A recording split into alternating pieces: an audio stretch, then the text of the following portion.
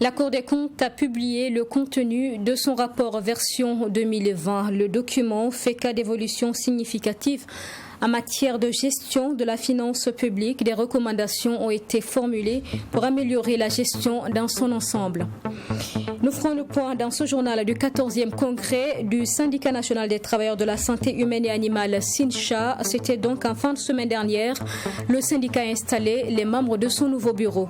Et puis enfin au Mali, inauguration de la fondation Soumaïla Cissé pour l'espoir et l'excellence, une initiative de l'épouse du défunt homme politique. Le Mali célébrera le 25 décembre prochain le premier anniversaire donc du décès de Soumaïla Cissé. Bonsoir à tous et bienvenue dans ce 20h. Nous commençons donc par la Cour des comptes. Après avoir remis son rapport 2020 au président du FASO le 16 décembre dernier, la Cour des comptes justement a rendu public le contenu de ce document ce 20 décembre. C'était à travers un point de presse. Des activités juridictionnelles et des contrôles ont été menés. La Cour note une amélioration de la gestion des finances publiques dans leur ensemble. Dans son ensemble, donc, on en parle avec Abdelrahminier. Dans son rapport 2020, la Cour des comptes fait ressortir des évolutions significatives en matière de gestion de la finance publique. Pour la Cour des comptes, des recommandations formulées dans les précédents rapports ont été mises en œuvre par le gouvernement avec pour incident l'amélioration de la mise en œuvre du budget programme. Vous verrez par exemple qu'au niveau de notre rapport sur l'exécution des lois des finances, il y a eu par exemple que le gouvernement, cette fois-ci, a déposé, par exemple, un bilan. Donc, c'est un document qui n'existait pas par ailleurs. Le compte général de l'administration des finances a été produit. Donc, c'est quand même une amélioration. Il y a eu des remises en cours de certaines pratiques liées essentiellement à nos recommandations. Donc nous prenons tout cela comme étant une amélioration. Et puis vous avez donc la mise en œuvre aussi du budget programme qui est en cours. Au fur et à mesure qu'on avance, on sent que de plus en plus, vraiment nous nous rapprochons beaucoup plus de la conformité au nouveau cadre harmonisé des finances publiques au sein de l'UEMOA. La Cour des comptes a assisté l'Assemblée nationale dans le contrôle de l'exécution de la loi de finances 2017. Au titre de ses activités juridictionnelles, la Cour a rendu des arrêts sur l'appurement administratif des comptes de gestion des comptables de l'État. Il en est résulté 2810 comptes de gestion jugés. La Cour a réalisé l'audit de performance des déclarations d'intérêts et de patrimoine pilotées par l'autorité de contrôle de l'État et de lutte contre la corruption pour les exercices 2016 à 2018. Le contrôle de la gestion de la société de gestion du patrimoine ferroviaire du Burkina, SOPAFERB, exercice 2016-2017. Le contrôle de la gestion du centre hospitalier régional de Tenkodogo pour les exercices 2016 à 2019. Dans ce même cadre, la Cour a certifié les formulaires de déclaration des recettes minières des entités publiques dans le cadre de l'initiative pour la transparence des industries extractives. La Cour a, à l'issue de ces travaux, noté des insuffisances et fait des recommandations. La mise en œuvre de ces recommandations, selon le président, va permettre d'améliorer la gestion des finances publiques. En attendant, la Cour des comptes s'attelle à résoudre le passif en état de jugement.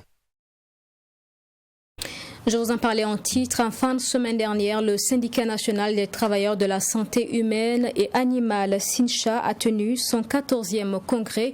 La rencontre a vu la mise en place de nouveaux bureaux de 15 membres pour un mandat de 5 ans. Aussi, ce congrès a fait le bilan des 5 dernières années donc d'action du syndicat et examiné les défis à relever dans un contexte actuel au Burkina. Nous en parlons avec Abdelrahminier.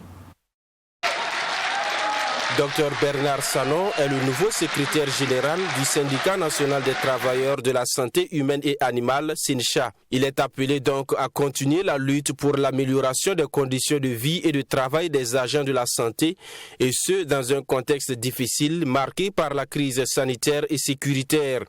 Pour ce faire, des recommandations du Congrès vont être mises en œuvre, notamment la transformation du syndicat en fédération.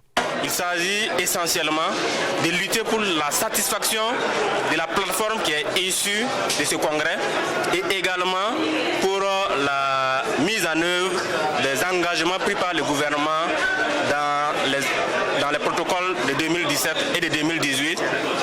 Entre autres, par exemple, vous avez la carrière des agents de santé qui est pris en otage actuellement par le gouvernement de Burkina Faso. Et les congressistes ont estimé qu'au regard de la taille actuellement des ressources humaines au sein du SINCHA et de la complexité des problèmes, qu'il était important que les syndicats aillent à une fédération. Concrètement, il s'agit à l'intérieur du syndicat qu'il y ait des groupes de syndicats professionnels qui se retrouvent toujours à l'intérieur du syndicat.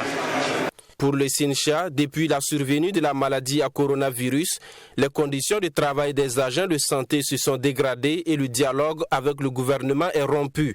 Le ministre de la Santé, présent à la clôture du congrès, a pour sa part affirmé son engagement à améliorer les conditions de travail des agents de santé. Nous avons fait ce déplacement pour marquer notre attachement à la lutte pour la cause des travailleurs et montrer la disponibilité du ministère de la Santé à œuvrer dans le sens du respect et de la mise en œuvre des protocoles d'accord qui étaient conclus avec le gouvernement. C'est vrai qu'il y a eu un retard au regard donc des difficultés nationales et internationales que vous avez dû voir et que nous vivons aujourd'hui, mais la volonté et la dynamique de respecter, de mettre en œuvre ce qui est convenu est toujours affichée. Pour ma part, je marque ma disponibilité pour discuter avec le SINCHA à chaque fois que besoin en est pour résoudre les problèmes des travailleurs. Ce 14e congrès s'est tenu autour du thème de la lutte contre l'impérialisme, le capitalisme et le néocolonialisme et la maladie à coronavirus. À l'issue du congrès, le secrétaire général sortant, Pissiamba Ouedraogo, a été fait secrétaire général d'honneur du syndicat en raison des importants acquis engrangés ces 5 dernières années sous son leadership.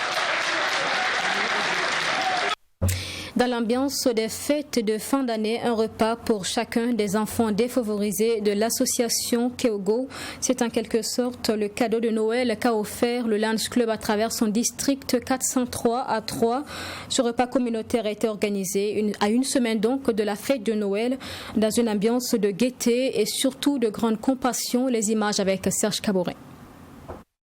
La soupe populaire au profit des enfants défavorisés, c'est une initiative du Lions Club International organisée par le district 403 A3 avec 28 clubs porteurs. Une soupe populaire au grand bonheur des 3000 pensionnaires de l'association Keogo, composée entre autres de riz gras avec une sauce yassa, de viande, de pain, de la boisson mais aussi de popcorn. De quoi satisfaire le parrain de la présente édition, Aruna Ninkiema. Chaque année, nous décidons donc d'offrir un repas aux enfants pour fêter Noël avant Noël, permettre aux enfants d'avoir des moments de joie et de plaisir et de savoir qu'ils sont soutenus. Les enfants ont besoin aujourd'hui d'un soutien moral, un soutien parental, savoir que quelque part, il y a un père ou il y a une mère qui pense à eux. Donc c'est ainsi que nous avons initié ce repas communautaire, cette soupe populaire à l'endroit des enfants.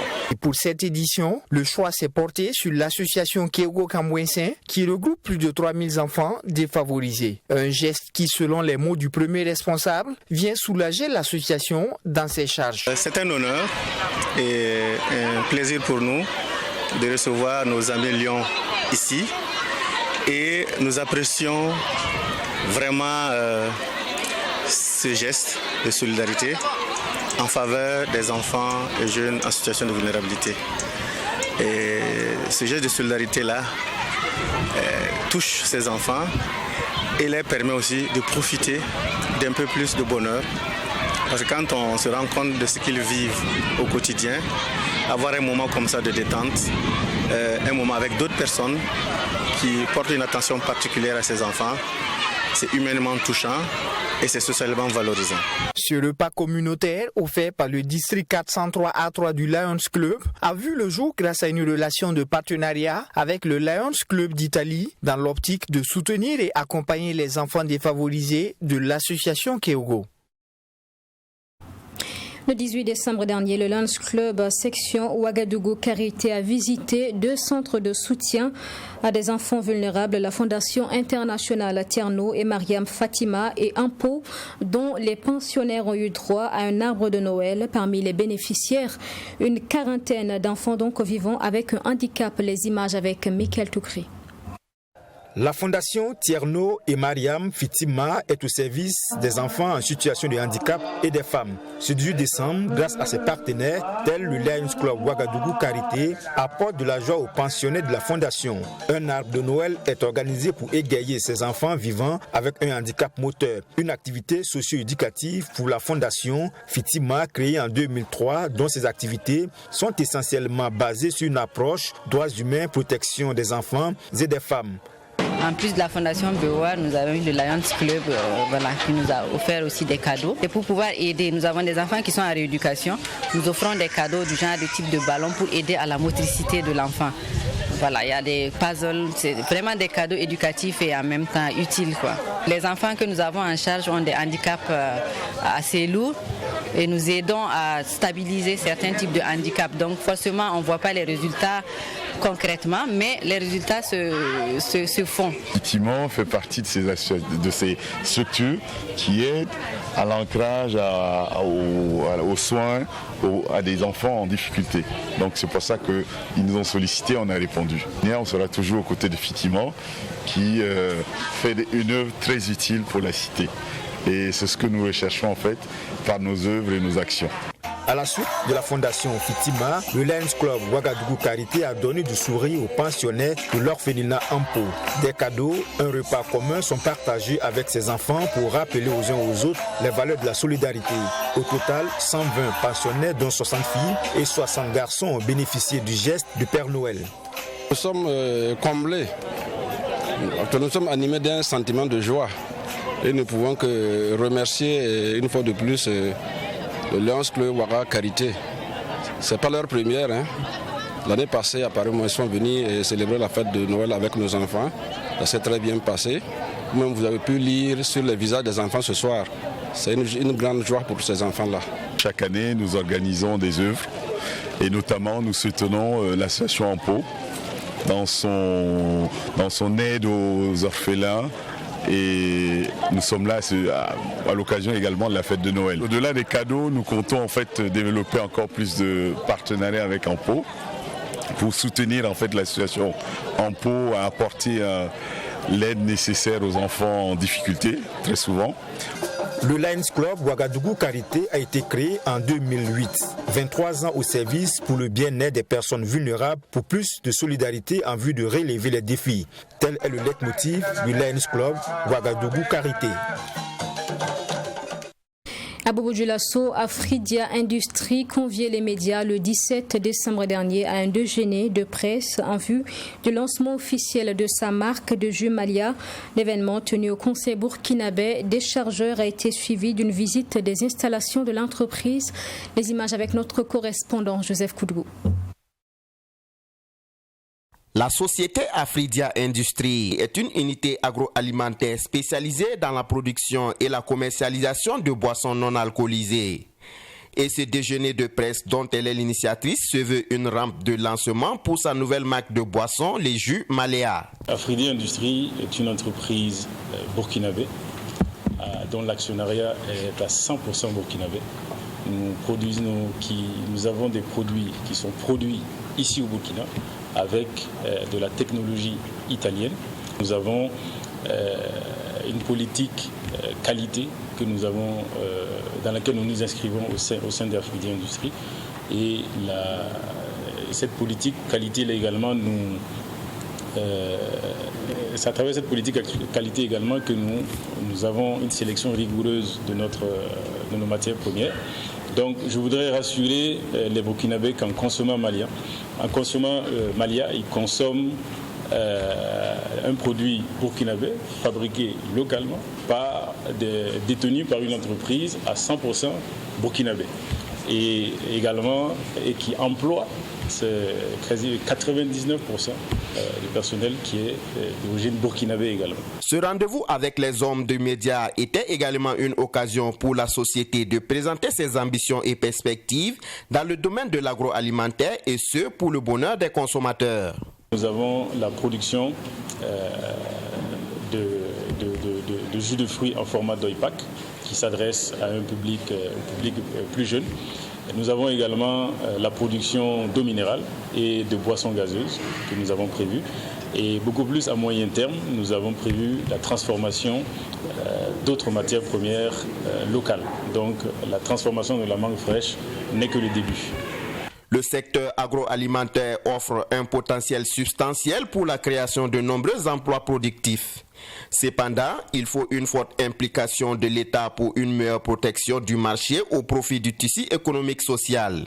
Et dans ce sens, Afridia Industrie n'a pas manqué de lancer un appel à l'endroit de l'État. Notre appel à l'endroit du gouvernement, il faut dire que nous avons déjà bénéficié de la part du gouvernement de l'agrément au régime C du Code des investissements, au vu du niveau des investissements. Et nous bénéficions également, dans le cadre de cet agrément-là, de l'exonération, d'un certain nombre d'exonérations fiscales sur une période de 7 ans. Nous avons bénéficié également, toujours à travers cet agrément-là, de l'exonération d'une bonne partie des droits de douane sur l'importation de notre outil industriel, ainsi que de nos matières premières locales. Ceci est fort appréciable, mais nous avons à l'endroit du souhaitant de la part de l'État burkinabé un renforcement du contrôle de l'importation des produits frauduleux qui viennent parfois qui ont des provenances douteuses dont on ne connaît pas forcément l'origine et qui minent en fait le secteur industriel burkinabé. Donc nous souhaitons vraiment une collaboration encore plus renforcée avec l'État.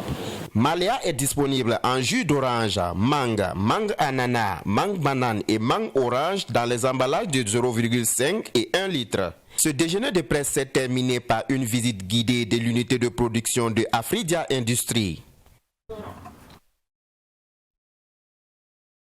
De la culture dans ce journal, la deuxième édition du Festival des Arts du Sud-Ouest et des Cascades à bassin plein depuis quelques jours. Les habitants du quartier Rimkieta sont les premiers donc qui profitent de ce cadre, une initiative de l'association Dialogue de Culture ADC. Et pendant 3 jours, les festivaliers venus du Sud-Ouest et des Cascades auront l'occasion de mieux se découvrir pour un meilleur brassage culturel. Image avec Abdouramigné. Dialogue des cultures, enjeux et techniques d'approche, c'est sous ce thème que s'est tenue la deuxième édition du Festival des Arts du Sud-Ouest et des Cascades. Un rendez-vous culturel qui vise à mieux faire connaître les potentialités et valeurs culturelles des deux régions. Il se donne également pour ambition de promouvoir la cohésion sociale. Et à l'heure du bilan, c'est un pari réussi, se félicite le président du comité d'organisation et par ailleurs président de l'association Dialogue et Culture ADC, structure initiatrice du festival. Moi, je tiens à la culture, je tiens à la cohésion sociale, je tiens au vivre ensemble. Et ce qui me motive plus, c'est les villageois que j'ai fait venir ici en ville, qu'ils viennent voir que nous tous nous entendons ici en ville. Arriver au village, ils n'ont pas besoin de traiter quelqu'un d'étranger. Nous sommes tous des Burkinabés. Qu'il soit déplacé d'ailleurs, c'est qu'il est venu pour chercher une vie meilleure. Ou soit il a des problèmes chez lui, tels qu'il y a des déplacés aujourd'hui au nord qui se déplacent vers le sud-ouest, avec les bétails qui cherchent des champs, qui cherchent des pâturages, et les paysans doivent les accepter comme des frères. Et en faisant ça, je pense que c'est ma manière de contribuer à la cohésion sociale et au vivre ensemble de ce pays. Du 17 au 19 décembre 2021, plusieurs groupes de musique traditionnelle venus de ces deux régions se sont succédés sur la scène de ce festival.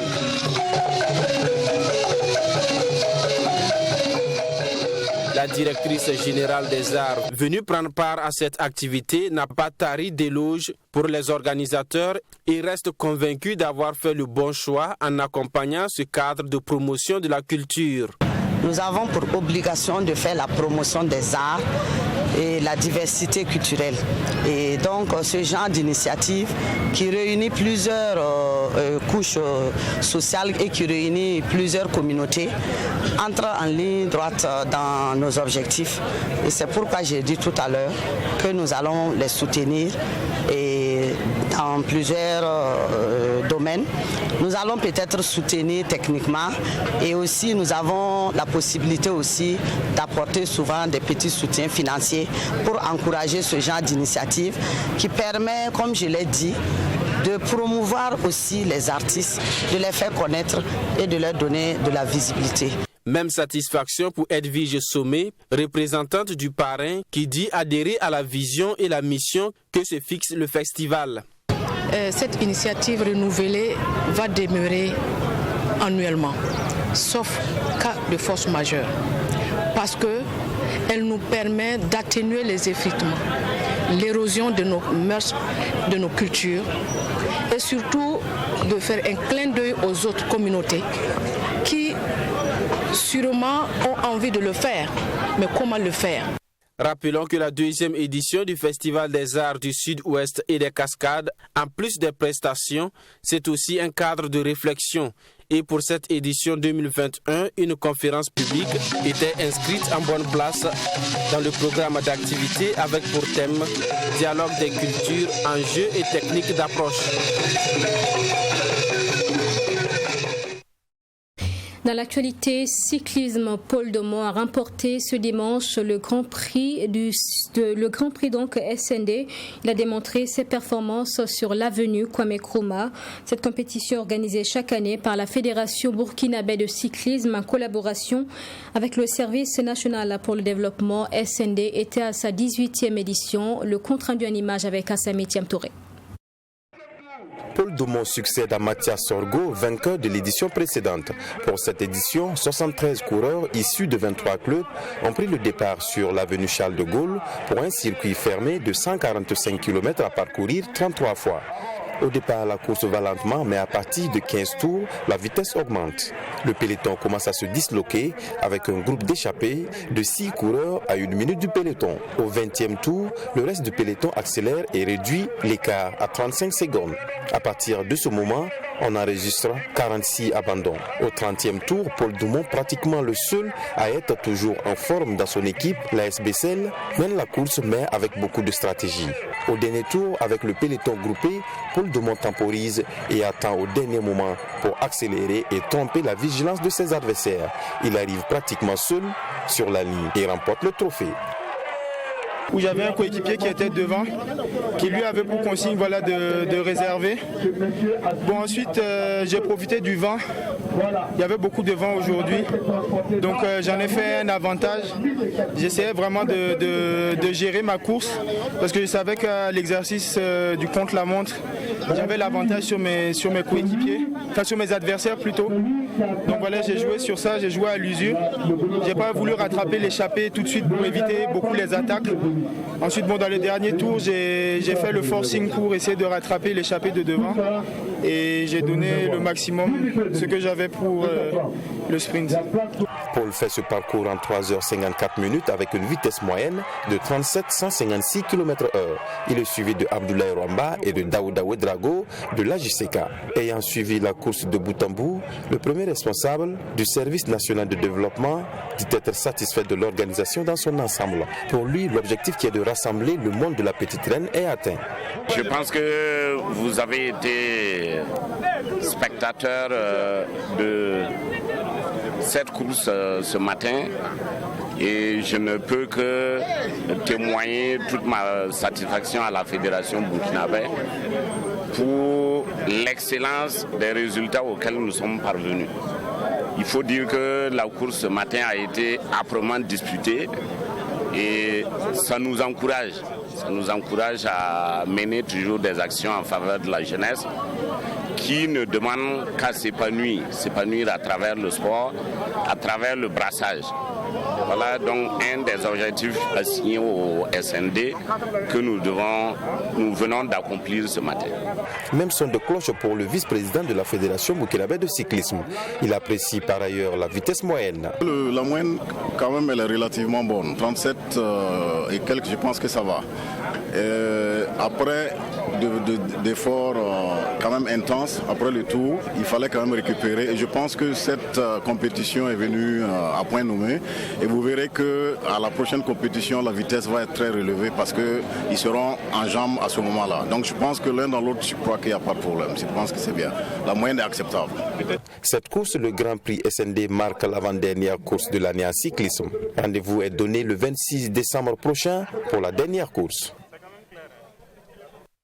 La diaspora malienne au Burkina tient prochainement ses assises nationales de la refondation les 21 et 22 décembre prochains à Ouagadougou, des rencontres voulues par les autorités de la transition du Mali afin de se pencher sur le devenir du pays. L'ouverture de ces assises nationales est effective samedi dernier en présence du ministre conseiller chargé d'affaires de la République du Mali. Le point avec Yassine Sawadgo.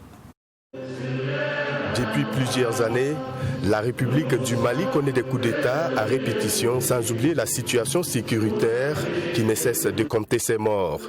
Les autorités de la transition actuelle ont entamé il y a quelques semaines des assises nationales de la refondation tant à l'intérieur qu'à l'extérieur du pays afin de trouver des voies et moyens nécessaires à la renaissance du Mali. Aussi, il s'agira de faire un examen profond des problèmes qui ont amené le pays à ce niveau de déliquescence et faire des propositions de solutions adaptées à la réalité malienne. C'est les autorités compétentes de la République du Mali qui ont voulu ces assises. Parce qu'effectivement, il y a eu beaucoup de rencontres, de machins. Bon, finalement, toujours, on constate les mêmes. Donc maintenant, on a demandé de faire une assise nationale pour que les Maliens se prononcent sur quelle sorte de Mali les Maliens aimeront à la sortie de la transition, pour que finissent enfin les problèmes de ce pays-là. Parce qu'on a beaucoup souffert, comme vous l'avez dit, et maintenant le moment est venu pour que tous les Maliens se regroupent et savoir ce que nous, on aime pour le Mali. Voilà, c'est ça l'objectif de ces assises. Des assises nationales de la refondation qui vont rassembler la diaspora malienne au Burkina Faso et bien d'autres et va s'articuler sur plusieurs thématiques. Son Excellence le ministre conseiller venait de vous dire qu'il y a 13 thématiques. Donc parmi les 13 thématiques, la question sécuritaire occupe une place importante. Je pense que c'est la première même thématique qui sera abordée lors de ces assises-là. Tout est mélangé parce qu'on se fond. Il y a des Maliens, des citoyens normalement maliens qui sont là comme tout le monde. Donc ça concerne d'abord, essentiellement. Et il y a aussi des personnes et ressources que le consulat a invitées, qui sont là avec nous. Des gens qui ont produit aussi des documents qu'on va verser tous dans un seul rapport pour envoyer après à Bamako, aux organisateurs. À l'issue de ces assises nationales, des recommandations seront faites à court et moyen terme. Et une commission nationale mise en place se chargera de statuer sur les recommandations. Il y aura des recommandations, bien sûr. Quand il y aura des recommandations, il y a des recommandations qui vont s'effectuer en court terme, à moyen terme et beaucoup de choses, en court terme et à moyen terme. Donc par rapport à ça, on peut les rassurer cette fois-ci que toutes ces recommandations seront prises en compte. Parce qu'on va en ce moment définir un cadre de concertation et faire, comment on appelle ça, pour la prise en compte des recommandations issues de ces assises. On va faire peut-être ce qu'on appelle une commission nationale pour quand même se pencher sur toutes les questions brûlantes et qu'on puisse trouver des solutions. Rappelons que les assises nationales de la refondation se tiennent les 21 et 22 décembre 2021 à Ouagadougou. Et le ministre conseiller chargé d'affaires compte sur la participation effective des Maliens résidant au Burkina aux différents débats pour des assises nationales réussies. Toujours dans l'actualité malienne, à quelques jours de l'anniversaire de décès de Soumaïla Cissé, le premier anniversaire, la famille biologique et politique a procédé à l'inauguration de la fondation Soumaïla Cissé pour l'espoir et l'excellence, portée donc par Cissé Assatan Traoré, l'épouse de l'homme décédé le 25 décembre 2020. Cette fondation est censée donner de l'espoir aux plus démunis et promouvoir également l'excellence chez les jeunes élèves. La cérémonie d'inauguration en présence de plusieurs autorités et de notre correspondant Bourema Soulou. Le 25 décembre prochain sera le premier anniversaire de la disparition de Soumaïla Cissé, ancien chef de file de l'opposition et président fondateur du parti Union pour la République et la démocratie, URD. Pour pérenniser les actions du natif de Niafungé dans la région de Tombouctou, une fondation porte désormais son nom. Il voulait donner à la jeunesse du Mali et de la région des racines et des ailes. En effet, Soumaïla a toujours exhorté les jeunes à suivre le monde qui avance, sans pour autant oublier leurs racines. Ce sont ces valeurs et ces idées que la Fondation souhaite pérenniser. Ce sont ces valeurs que la Fondation que nous lançons aujourd'hui vise à faire vivre de manière pérenne. Cissé Assatan Traoré nous décline les principaux objectifs de la Fondation Soumaïla Cissé en 2 points. Le premier est la création d'un environnement pacifique et sain, surtout dans les zones défavorisées. Le second est l'éducation et la formation des jeunes en vue de leur insertion dans le tissu productif afin de cultiver l'espoir et de faire d'eux un atout pour le futur. Venus nombreux à la cérémonie d'inauguration de la fondation qui porte le nom du fondateur de leur parti, les partisans de l'URD rassurent de leur soutien à la fondation. Il fallait vraiment quelque chose pour entretenir le feu de l'action, de la mémoire de Soumaïla Cissé. Et je pense que cette fondation est bienvenue, est une très bonne initiative. Les valeurs, les principes que Soumaïla Cissé a développés, tout ce qu'il a fait comme travail pour le Mali et pour l'Afrique va se trouver embelli par l'action de cette Cissé. L'accompagnement de l'URD ne fera pas du tout défaut. L'URD est très content et très fier de cette activité. En guise de démarrage symbolique des activités, la Fondation Soumaïla Cissé pour l'espoir et l'excellence a offert des ordinateurs et 100 000 francs CFA aux 3 premiers de l'examen du diplôme d'études fondamentales DF de leur localité, des élèves venant de Tombouctou et Niafungé. Un forage aussi a été offert aux habitants de Sabalibougou, un quartier populaire de la commune 5 de Bamako. Et voilà pour ce journal. Merci de l'avoir suivi. Je vous souhaite une excellente suite en notre compagnie. Je vous retrouve demain à 20h.